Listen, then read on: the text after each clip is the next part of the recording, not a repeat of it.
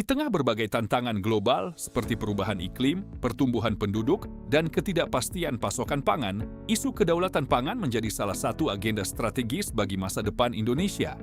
Melalui buku Kedaulatan Pangan Indonesia, Strategi Membangun Negeri dari Sektor Pertanian, Gede Sedana mengajak pembaca memahami bahwa ketahanan sebuah bangsa sangat bergantung pada kemampuannya memenuhi kebutuhan pangan secara mandiri, berkelanjutan, dan berpihak kepada petani sebagai pelaku utama sektor pertanian.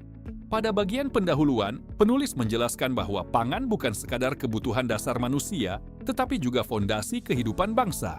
Pembahasan kemudian menguraikan pentingnya kedaulatan pangan bagi Indonesia, peran sektor pertanian sebagai pilar utama pembangunan nasional, serta urgensi membangun masa depan melalui sistem pangan yang kuat dan berkelanjutan.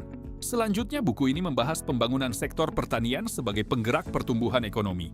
Penulis menjelaskan konsep pembangunan pertanian, kontribusinya terhadap pembangunan daerah, perannya dalam mengurangi kemiskinan di pedesaan, hingga strategi memperkuat sektor pertanian sebagai fondasi kemajuan ekonomi Indonesia. Memasuki bab berikutnya, pembaca diajak memahami konsep kemandirian pangan dan kedaulatan pangan secara lebih mendalam. Di dalamnya dijelaskan hubungan antara ketahanan pangan, kemandirian nasional, serta bagaimana sektor pertanian berperan penting dalam menciptakan sistem pangan yang mampu memenuhi kebutuhan masyarakat tanpa ketergantungan yang berlebihan terhadap pihak luar.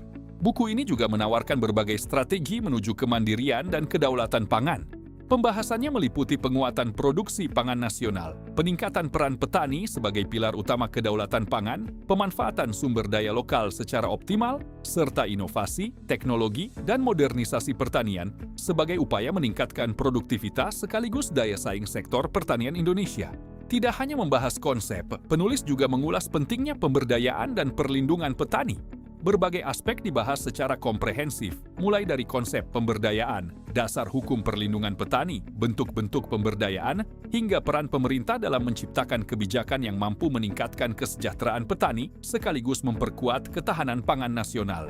Penulis menunjukkan bagaimana kearifan lokal dapat menjadi contoh nyata pengelolaan sumber daya pertanian yang berkelanjutan, sekaligus membuktikan bahwa nilai-nilai tradisional tetap relevan dalam menghadapi tantangan pertanian modern. Secara keseluruhan, kedaulatan pangan Indonesia, strategi membangun negeri dari sektor pertanian merupakan referensi yang sangat relevan bagi mahasiswa, akademisi, praktisi, pengambil kebijakan, maupun masyarakat umum yang ingin memahami pentingnya sektor pertanian dalam membangun kemandirian bangsa.